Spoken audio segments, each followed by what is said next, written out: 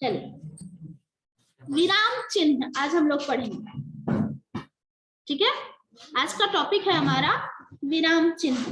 विराम का मतलब क्या होता है? रुकना। ठीक है, विराम का अर्थ होता है रुकना।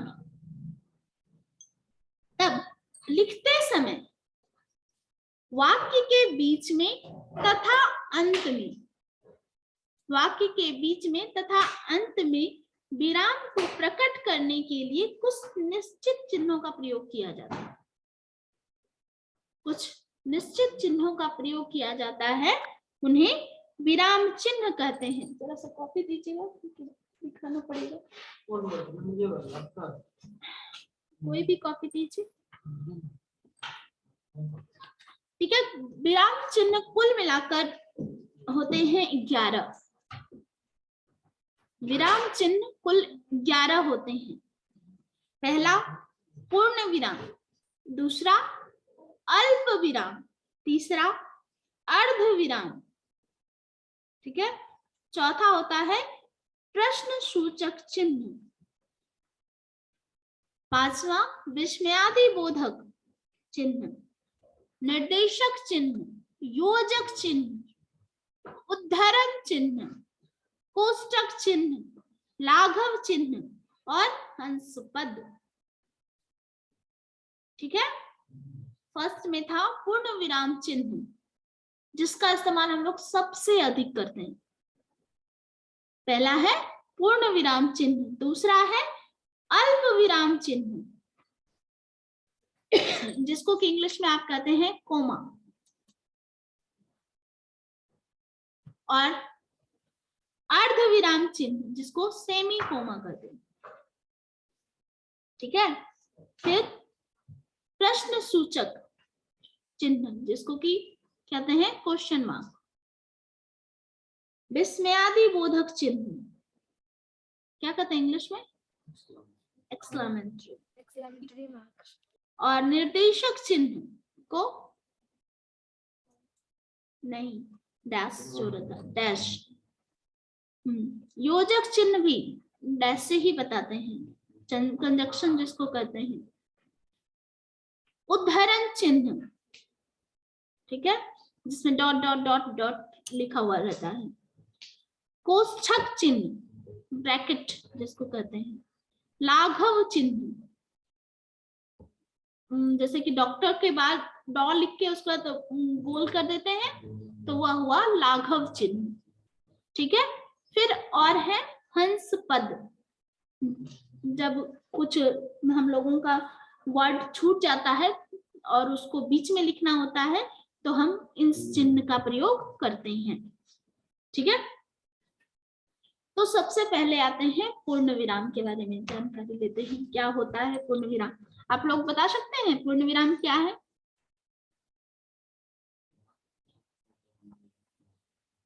बोलिए, पूर्ण विराम क्या होता है? वाक्य के अंत में प्रयोग करते हैं। हाँ, वाक्य के पूर्ण होने पर, ठीक है, जिन चिन्हों का प्रयोग किया जाता है उन्हें पूर्ण विराम चिन्ह कहा जाता है। वाक्य चाहे छोटा हो या बड़ा, ठीक है, पूर्ण विराम का प्रयोग हमेशा अंत में किया जाता है। जैसे कि राम पुस्तक पढ़ता है, उसके बाद क्या देते हैं? पूर्ण विराम चिन्ह। जल्दी जाओ, पूर्ण विराम। ठीक है, वाक्य चाहे बड़ा हो या छोटा, पूर्ण विराम का प्रयोग हमेशा अंत में होता है। फिर आते हैं अब अल्प विराम, जहां वाक्य में इच्छित भाव को प्रकट करने के लिए पूर्ण विराम की से अपेक्षाकृत 1/4 समय रुकने के लिए, मतलब थोड़ा समय रुकने के लिए, जहां जिन चिन्हों का प्रयोग होता है उसे अल्प विराम कहते हैं। समान इसके कुछ परिस्थितियां होती हैं कब हम अल्प विराम का प्रयोग कर सकते हैं। पहला, है समान स्तर के दो या दो से अधिक शब्दों को अलग अलग दिखाने के लिए, जैसे कि रमेश, मोहन और श्याम। रमेश लिखे उसके बाद क्या देते हैं, कोमा देते हैं। हाँ, तो समान स्तर के या दो से अधिक शब्द रहेंगे तब हम इस्तेमाल करते हैं इसका अल्प विराम का। और किस परिस्थिति में, संबोधन के बाद। आयुष तुम इधर आओ,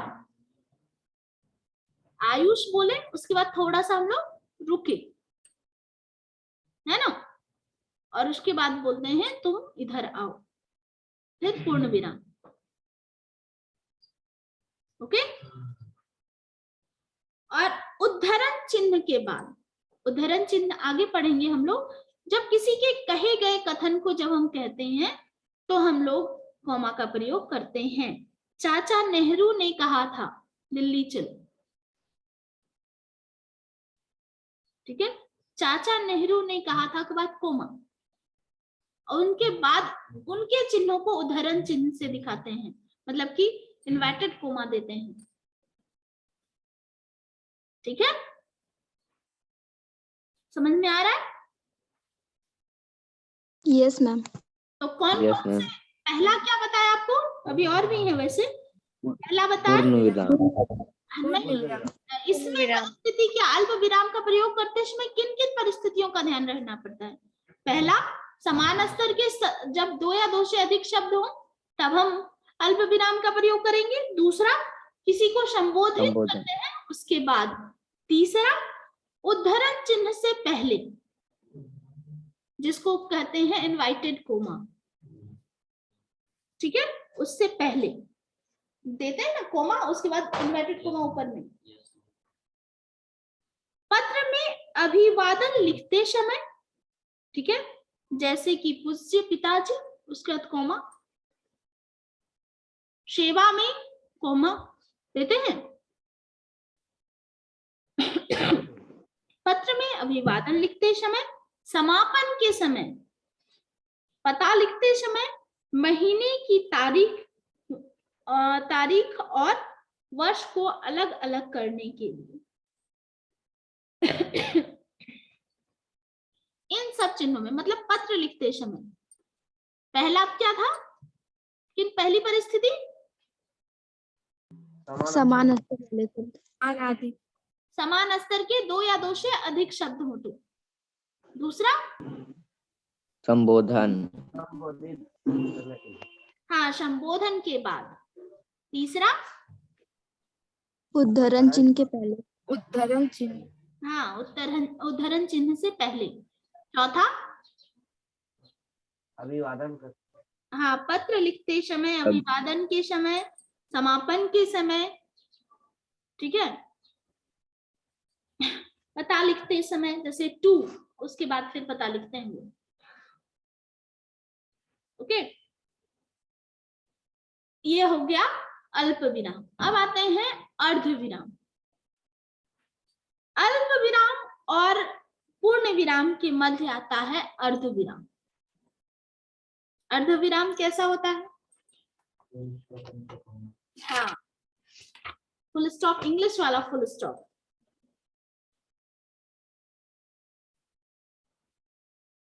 इस तरह से होगा, ठीक है। Yes ma'am. एक डॉट और नीचे कॉमा, तो ये होता है अर्ध विराम। इसमें पूर्ण विराम से कम समय तक और अल्प विराम से अधिक रुकने के लिए प्रयोग किया जाता है। जब हमें पूर्ण विराम से कम रुकना हो और अल्प विराम से अधिक रुकना हो बोलते समय, तब हम अर्ध विराम का प्रयोग करते हैं। जैसे, भारत संसार का धर्म गुरु है, ऐसा सभी मानते हैं, ठीक है। भारत संसार का धर्म गुरु है, उसके बाद देंगे अर्ध विराम, ऐसा सभी मानते हैं, उसके बाद बोलेंगे, ठीक है। दूसरा, मैं आपका पैसा चुका दूंगा, निश्चिंत रहिए। ठीक है, पूरा रुकेंगे, पूरा नहीं रुकना है, थोड़ा ज्यादा, अल्प विराम से थोड़ा ज्यादा और पूर्ण विराम से थोड़ा कम, तब हम करेंगे अर्ध विराम चिन्हों का प्रयोग।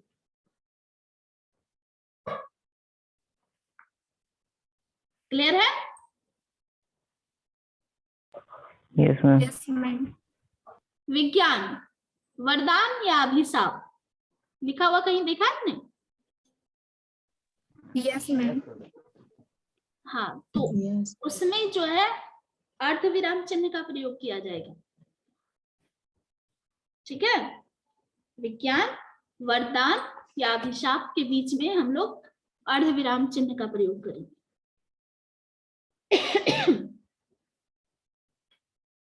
अब इन चिन्हों का प्रयोग करने के बाद अब आते हैं हम लोग प्रश्न सूचक चिन्ह। प्रश्न सूचक चिन्ह का प्रयोग कब करते हैं?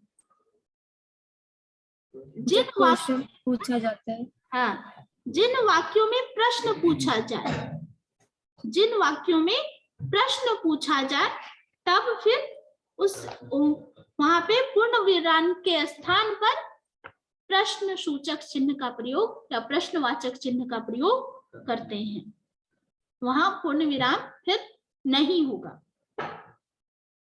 जिन वाक्यों में प्रश्न पूछा जाए वहां पूर्ण विराम के स्थान पर प्रश्नवाचक चिन्ह का प्रयोग किया जाता है। ठीक है, बताने की तो आवश्यकता नहीं है कि किस तरह का होता है, आप लोग क्लास 9th में हो, इस्तेमाल करते हैं प्रश्नवाचक चिन्ह का। Yes ma'am. फिर आते हैं विस्मयादि बोधक। विस्मयादि के अंतर्गत क्या क्या आता है? आश्चर्य, भय, घृणा, द्वेष, शोक, हर्ष, हाँ, उल्लास भी। इन सभी भावों को प्रकट करने के लिए जिन चिन्हों का इस्तेमाल होता है उसमें उसे क्या कहते हैं? विस्मयादि बोधक चिन्ह। जैसे कि अरे, तुम यहां कैसे? अरे के बाद देंगे क्या? विस्मयादि बोधक चिन्ह। आश्चर्य हो रहा है कि तुम यहां कैसे दिखाई दे रहे हो? वाह, क्या सुंदर दृश्य है।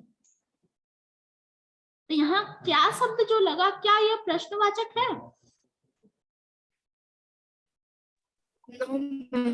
हम लोग हर्ष में बोल रहे हैं कि कितना सुंदर दृश्य है। अरे, भारत हार गया, शोक हो रहा है। ठीक है,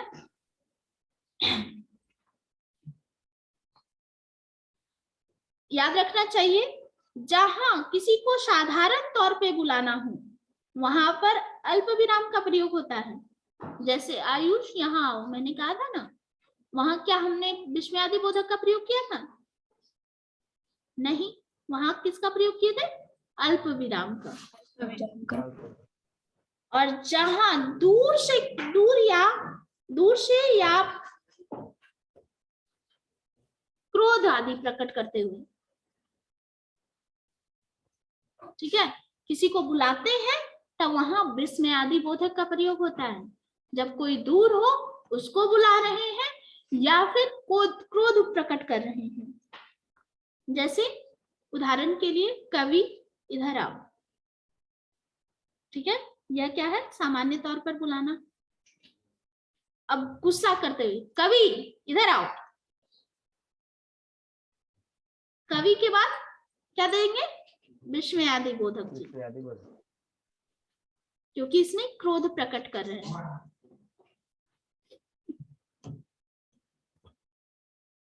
अब दूर कोई है, दूर से बुला रहे हैं, जैसे अरे बच्चों तुम लोग यहाँ क्या कर रहे हो?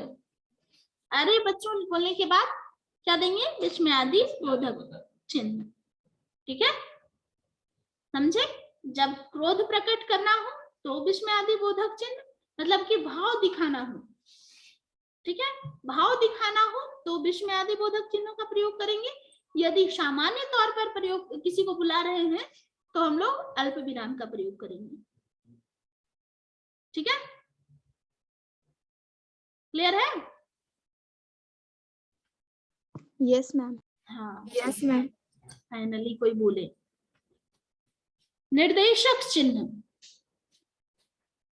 निर्देशक चिन्ह का प्रयोग विषय विभाग संबंधित हर शीर्षक के आगे, ठीक है, जहां उद्धरण देना हो वहां उदाहरण या फिर जैसे के बाद, लेखक के नाम के बाद तथा संवाद में बोलने वाले की बात से पहले इसका प्रयोग करते हैं। ठीक है, जब किसी को जैसे कि निर्देश दिया जाता है, नेहा कुछ बोल रही है, नेहा डैश मैं घर जाना, जल्दी जाना चाहती हूँ। ठीक है, किसी के कहे गए, जब कोई कथन कह रहा हो, संवाद कह रहा हो, तो उसके बाद लिखते हैं ना राकेश डैश आज मैं मेला देखने गया था, या फिर लेखक का नाम, जैसे कोई कहानी, पूष की रात, कवि लिख के हम क्या देते हैं डैश, और फिर मुंशी प्रेमचंद देते हैं। इधर तो नहीं हुआ। Yes ma'am. उदाहरण लिखने के बाद डैश देते हैं और उसके बाद फिर हम लोग उदाहरण देते हैं। और किसी के कहे गए कथन को लिखने के बाद, जैसे स्वराज हमारा जन्मसिद्ध अधिकार है, डैश किसने कहा इसे? हाँ, लोकमान्य, हाँ बाल गंगाधर तिलक, तो डैश देके उसके बाद लिखते हैं। ठीक है, क्लियर हो? Yes ma'am. उद्धरण चिन्ह। अब योजक चिन्ह। योजक का मतलब होता है जोड़ने वाला। दो शब्दों को जोड़ने वाले समासिक पद हो सकते हैं, पुनरुक्त हो सकता है, ठीक है, शब्द युग्म हो सकता है, तुलनात्मक शब्द हो सकते हैं। पुनरुक्त क्या होता है? मैंने अभी पुनरुक्त कहा, क्या होता है पुनरुक्त? मैम जो वर्ड बार बार बोला जाता है। हाँ गुड, जैसे कि खटखट, थप थप, ये पुनरुक्त है। और इसको और किस किस नाम से जानते हैं बताइए तो, कल बताए थे, कल या परसों, क्रिया जिस दिन पढ़े थे।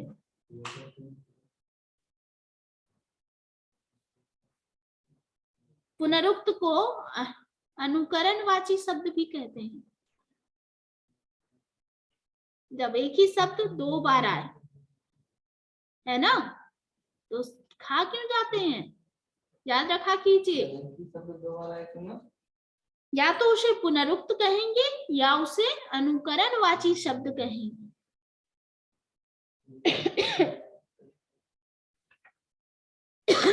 जैसे कि रात दिन, अमीर गरीब, ठीक है, खाते खाते, पीते पीते,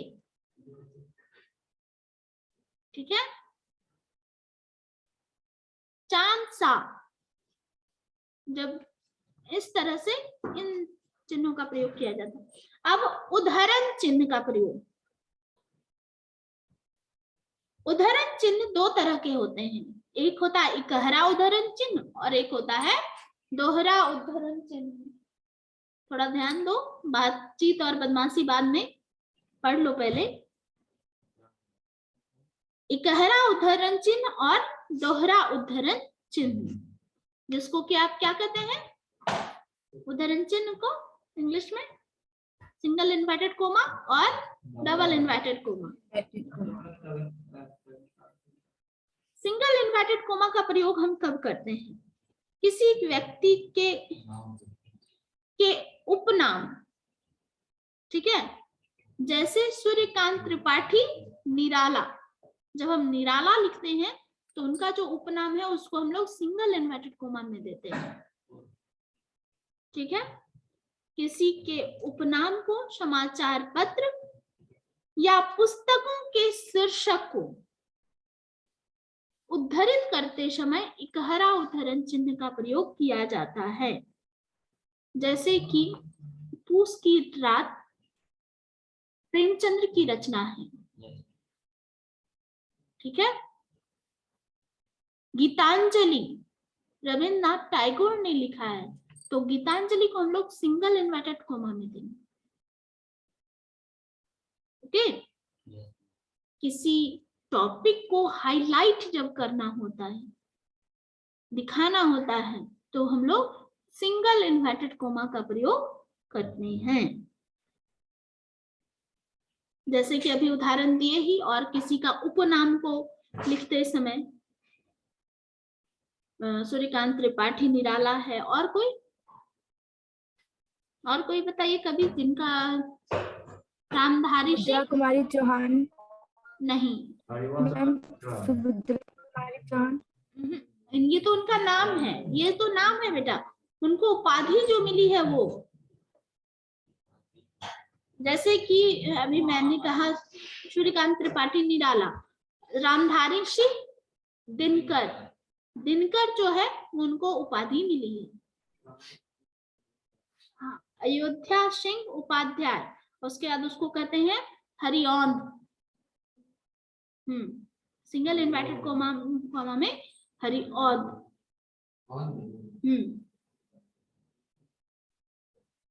चले, अब ये तो हुआ गहरा उद्धरण चिन्ह। अब दोहरा उद्धरण चिन्ह मतलब डबल इन्वर्टेड कोमा का प्रयोग हम लोग कब करते हैं? जब किसी के कथन को हूबहू हम लिखते हैं तो हम लोग दोहरा उद्धरण चिन्ह का प्रयोग करते हैं। किसी के कथन को हूबहू लिखने के लिए हम लोग दोहरा उद्धरण चिन्ह का प्रयोग करते हैं। सुभाष चंद्र बोस ने कहा था, डैश पहले दिए, डैश क्या है? निर्देशक चिन्ह। निर्देशक चिन्ह। हाँ, तुम मुझे खून दो, मैं तुम्हें आजादी दूंगा। तो ये उनके कथन को हम लोग हूबहू लिख रहे हैं, ठीक है। लाघव चिन्ह, शब्दों को संक्षिप्त रूप में लिखने के लिए जिन चिन्हों का प्रयोग होता है उसे लाघव चिन्ह कहते हैं। जैसे डॉक्टर को शॉर्ट फॉर्म में हम लोग डॉ देके और बाद में जीरो दे देते हैं बगल में। पंडित लिखते हैं फॉर्म में अनुस्वार और बगल में गोल दे देते हैं। उत्तर प्रदेश ऊ दे देते हैं जीरो, फिर प्रा देके जीरो। ईस्वी, ईस्वी लिखते हैं ई देके जीरो। ज्यादातर हम लोग यही प्रयोग करते हैं। तो ये जो जीरो है वह है क्या? लाघव चिन्ह, ठीक है। शॉर्ट फॉर्म में कृपया पृष्ठ उलटिए, क्री जीरो, क्री जीरो और ऊ और फिर जीरो। और इंग्लिश में पीटीओ लिख देते हैं आप लोग, P dot T dot O dot. Please turn over.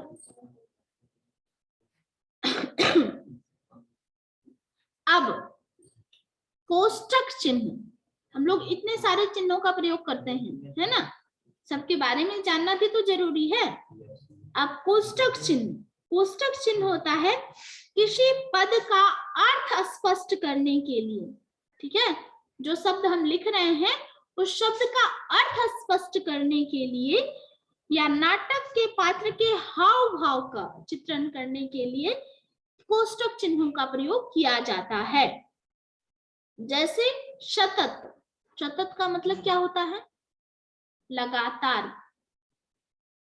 Waqar, don't disturb the class. मुझे दिख रहा है ना इनके अंदर। शतत अध्ययन करने से हर कार्य आसान हो जाता है। अब शतत का मतलब हर कोई तो जानेगा नहीं, तो क्या करेंगे? शतत के बाद ब्रैकेट में लिख देंगे लगातार, ठीक है। जब किसी शब्द का अर्थ आपको बताना हो, स्पष्ट करना हो, तो उसको ब्रैकेट में जब हम लिख देते हैं तो वह हो जाता है क्या, कोष्टक चिन्ह में उसको लिखा जाता है। और नाटक में जब किसी के हाव भाव को लिखना होता है तब हम कोष्टक चिन्हों का प्रयोग करते हैं, जैसे कि द्वारपाल, उसके बाद ब्रैकेट में सिर झुकाकर, उसके बाद डैश, राजन संवाददाता आना चाहता है। ठीक है, हाव भाव उसका लिखें कि किस तरह से उसने कहा, समझे। और बाकी लोग वीडियो ऑन करके कितना बचा लेंगे आप लोग बेटा? रिया रानी, रिया सिंह, राहुल, प्रिंस, शिवानी, अनुष्का, संजना शर्मा, ईशान, भगवती हैं? नहीं है। अनीश, अनीश, अनुराग, भारती तो अपना सीलिंग दिखाती है हमें, अच्छी सीलिंग है भारती। मैम मेरा फोन चार्ज नहीं है तो मैं चार्ज दिया है। अच्छा, नहीं तो हम आपको देखना चाहते हैं ना, सीलिंग बहुत अच्छी है आपकी, एक बार देख लिया हमने। ठीक है, आपको देखकर हमें पता चलता है कि आप समझ रही हैं या नहीं समझ रही हैं। ठीक है, यस मैम। और कोष्टक चिन्हों का प्रयोग क्रम सूचक अंकों के लिए, जैसे कि का, ख लिखते हैं ना, उसके बाद क्या दे देते हैं, कोष्टक चिन्ह में का देते हैं। क्रम हम जब लिखते हैं तो उनके लिए भी कोष्टक चिन्हों का प्रयोग किया जाता है। अब लास्ट, हंस पद। हंस पद का प्रयोग लिखित भाषा का प्रयोग करते समय यदि गलती से कोई शब्द छूट जाए तो उस समय लिखते समय हम लोग उस शब्द को लिखने के लिए हम लोग हंस पद का प्रयोग करते हैं। जैसे मैं विद्यालय नहीं जाऊंगा, कल छूट गया, तो कल को लिखने के लिए क्या करते हैं, ऊपर उल्टा भी देते हैं और उसके बाद लिख देते हैं कल, है ना। yes. तो सदा बोलना चाहिए क्या,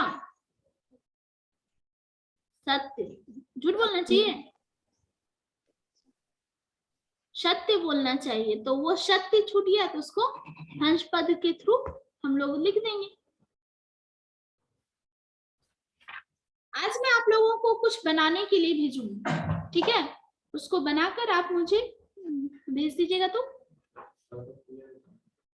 और अगर कल स्कूल खुला तो स्कूल में चेक करेंगे, ओके। क्योंकि आज तो वैसे आपको नोटिस आ जाएगा कि कल से खुल रहा है या परसों। स्कूल खुलेगा मैम? हाँ बेटा, न्यूज आप लगता है न्यूज नहीं देखे हो, क्लास 1 to 12 खुल रहा है अब। हाँ, आप उस जिले के अंतर्गत आते हो जिसे क्लास 1 से खोल दिया गया है।